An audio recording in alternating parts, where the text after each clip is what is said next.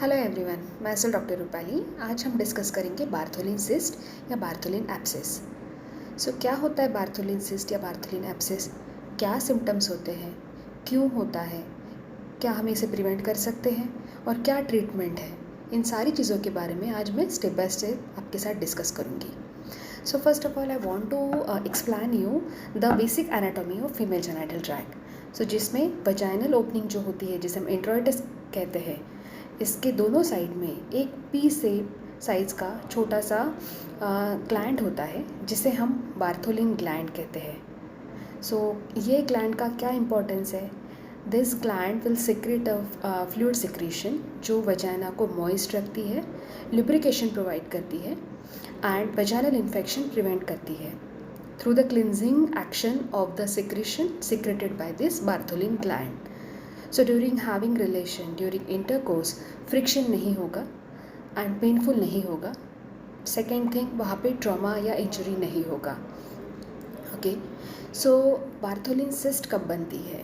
सो जो Bartholin gland से उसके डक्ट्स होते हैं, that is nothing but the opening of the Bartholin gland. कभी कभी because of some sort of infection, some bacterial infection या समटाइम्स इडियोपैथिक रीजन, जब एक्सफोलिएशन होता है सेल्स का, बिकॉज ऑफ दैट रीज़न, या sometimes because of friction, trauma during relation, during maintaining, during having intercourse, जब वहाँ पे फ्रिक्शन होता है, इंजरी होती है, तब ये ग्लैंड के जो डक्ट्स होते हैं वो ब्लॉक हो जाएंगे। बट बीइंग एक ग्लैंड है, वो अपना सिक्रीशन कंटिन्यू प्रोड्यूस करती रहेगी। सो वो सिक्रीशन इनसाइड डिपॉजिट होगा ग्लैंड के and then it will form a cyst. So that is called as Bartholin cyst. So either ये एक साइड को इन्फेक्शन हो सकता है या दोनों साइड को हो सकता है। So the cyst might be A unilateral और बायलैटरल। सो क्या सिम्टम्स होंगे इसके? So sometimes vaginal lower and पे आपको कभी एक स्मॉल साइज सिस्ट फील होगी।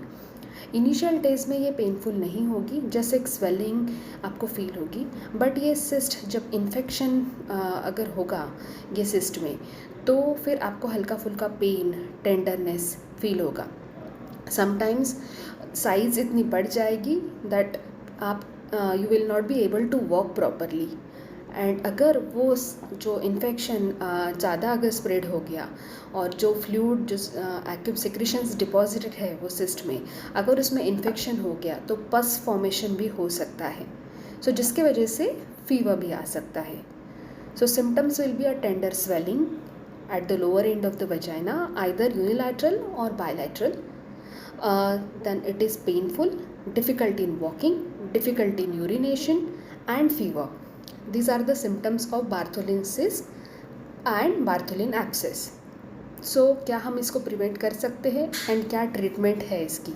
So basically being every female में 2 बार्थोलिन ग्लैंड्स वजाइनल ओपनिंग के लोअर साइड में है।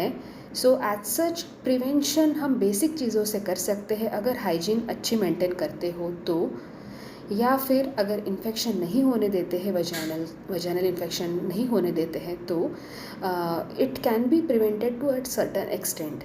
बट कुछ पेशेंट में ये ग्लैंड्स ब्लॉक होने की टेंडेंसी ज़्यादा होती है, तो वो पेशेंट्स में इन्फेक्शन का टेंडेंसी ज़्यादा रहेगा and Bartholin cyst and abscess होने का इंसिडेंस ज़्यादा रहेगा।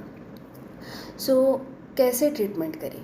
सो जब भी आपको लोअर वजाइना में कोई स्वेलिंग या कोई सिस्ट फील हो, तो आप इनिशियल 1 to 2 डेज़ में हॉट वाटर, जिसे हम पेरिनियल केयर बोलते हैं, सिट्स बाथ जिसे बोलते हैं, तो गर्म पानी के टब में थोड़ी देर बैठकर सिकाई करें। अगर वो स्वेलिंग धीरे धीरे खुद ही कम हो जाती है then it's well and good. But अगर वो आपको परसिस्ट होता है या फिर साइज़ इंक्रीज़ होता है, then you have to visit your gynaecologist. So इसके लिए, ये सिस्ट के लिए या स्वेलिंग के लिए आपको कोई सर्जन के पास या कोई स्किन स्पेशलिस्ट के पास नहीं जाना है। Being it is a genital infection, you have to visit your gynaecologist, because तभी आपका वो गायनेकोलॉजिस्ट आपका प्रॉपर एग्जामिनेशन करेंगे।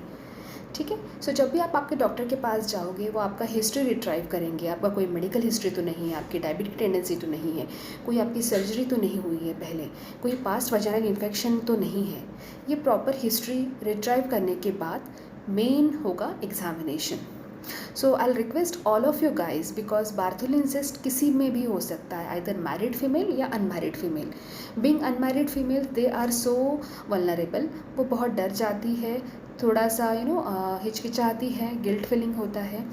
सो उन कंडीशन में हाँ, आई रिक्वेस्ट एवरीवन कि जब आप आपके गायनेकोलॉजिस्ट के पास जा रहे हो, सो उस टाइम पे प्लीज़ गायनेकोलॉजिस्ट को प्रॉपर एग्जामिनेशन करने दो.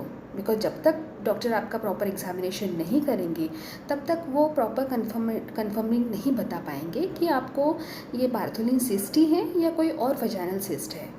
Okay, so after examination doctor will confirm you the diagnosis कि ये बार्थोलिन सिस्ट या बार्थोलिन एब्सेस है. सो क्या ट्रीटमेंट होगा? सो अगर ये एब्सेस है, आपको फीवर है, सो हमें एंड एक्टिव इन्फेक्शन है, तो हमें तो इसको पहले एंटीबायोटिक से ट्रीटमेंट करना पड़ेगा. तो इसके ट्रीटमेंट कैसे होंगे? So either hot water fermentation, जो आपको सिड्स बाद बताया, जिसे पेरिनियल केयर भी कहते हैं, वो आपको करना है. अलॉन्ग विथ आपको कुछ एंटीबायोटिक्स देंगे and will try to with the antibiotic will try to wait and will wait for the cyst to disappear. But अगर इसमें पस बन के वो आपको अगर कोई रिलीफ नहीं हो रहा है with the antibiotic coverage also, then your gynaecologist will plan a surgery depending on what type of it is, whether it is a cyst और इट इज़ अ एब्सेस. अगर एब्सेस होगा तो ये पस को आपको ड्रेन करना पड़ेगा. सो ये प्रोसीजर लोकल एनेस्थीसिया में भी हो सकता है या शॉर्ट जनरल एनेस्थीसिया में भी हो सकता है. It is a day care procedure. आपको पूरे 24 आवर्स हॉस्पिटलाइजेशन या फिर डे केयर में, लाइक सुबह आप एडमिट हो जाओगे, शाम तक आप घर पे जाओगे, दोनों ऑप्शंस अवेलेबल होंगे. इसके लिए प्रोलॉन्ग स्टे इन हॉस्पिटल की ज़रूरत नहीं है. ओके, तो क्या करेंगे इसमें? अगर एब्सेस है तो उसको पहले हम ड्रेन करेंगे. सो आपको जनरल एनेस्थीसिया देकर आपको पहले थोड़ा सेडेट कर हम आपका जहाँ पर एक सिंगल वर्टिकल कट देंगे जहाँ पे वो एब्सेस है, एंड वो पस जो भी है वो ड्रेन करेंगे. सो अभी वो डिपेंडिंग ऑन कितने टाइप का इन्फेक्शन, कैसे सीवियर इन्फेक्शन है, the surgery will get plan. So अगर लगता है कि सिंपल एब्सेस है तो इसको ड्रेन करके will keep the cavity open. But अगर ऐसा लग रहा है कि जो इन्फेक्शन है वो बहुत ज़्यादा है एंड वो पूरा वॉल में फैला हुआ है, सो हम उस टाइम पर वो जो सिस्ट वॉल है उसको इवर्ट करके वहाँ पे वो सिक्रेशंस जो भी होंगे वो ब्लॉक नहीं होने देंगे. It is called as marsupialisation. Okay, third case में जब पूरी ग्लैंड इन्वॉल्व होती है एंड जब पेशेंट को रिपीटेड इन्फेक्शन होता है, जब पेशेंट को रिपीटेड आने की ज़रूरत पड़ती है because of same infection, so उस टाइम पे will take a call to remove the cyst, whole cyst itself. So उसे बार्थोलिन सिस्ट एक्सिजन कहते हैं. सो उसके बाद आप, it is as I already told you, it is a day care procedure. आप घर पे जा सकते हो, आपका डेली ड्रेसिंग करेंगे, कुछ local ointment, local creams like Metrogyl P ointment देंगे आपको, कुछ बिटाडिन सिट्स बात करवाएंगे एंड कुछ एंटीबायोटिक कवर देंगे.